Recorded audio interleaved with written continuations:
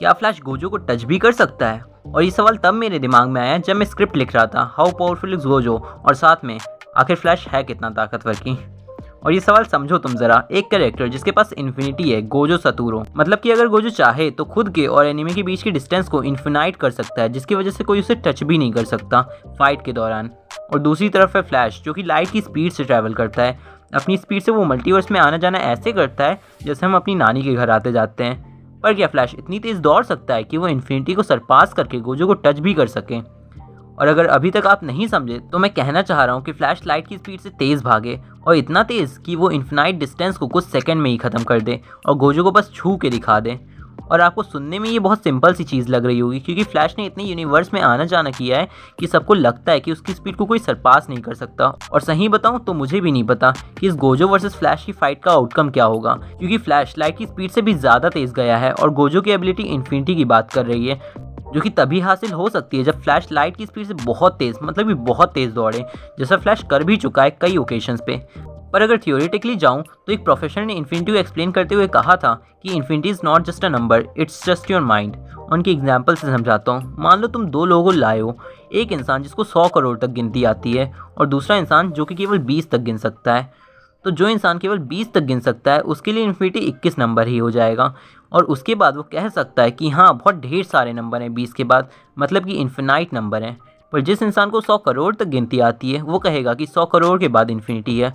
अगर इसी थ्योरी की माने तो सवाल आता है कि गोजो के लिए इन्फिनिटी क्या है और फ्लैश के लिए इन्फिनिटी क्या है, कि फ्लैश यूनिवर्स में ट्रैवल कर चुका है, जो कि अगर आपको पता हो तो एक यूनिवर्स हर सेकंड एक्सपैंड होता है, और इसी वजह से लोग यूनिवर्स को इन्फिनाइट कहते हैं कि लोग लाइट की स्पीड से तेज जाके इस यूनिवर्स को एक्सेप्ट कर ही नहीं पाए हैं अभी तक।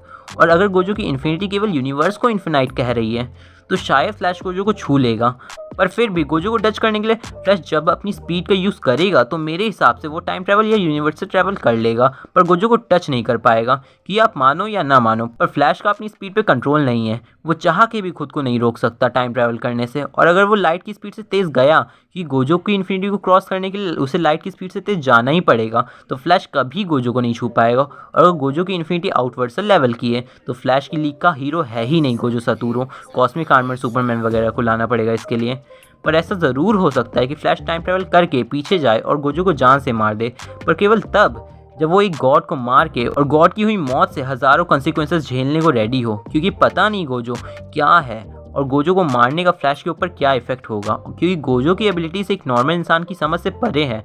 और कोई भी जब गोजो की डोमेन एक्सटेंशन में जाता है तो उसका दिमाग इन्फॉर्मेशन से भर जाता है, पर कोई ऐसा इंसान जो कि लाइट की स्पीड से दौड़ और सोच सकता है, उसके लिए इन्फिनिटी को समझना मुश्किल होगा या आसान, इसका जवाब मेरे पास नहीं है भाई।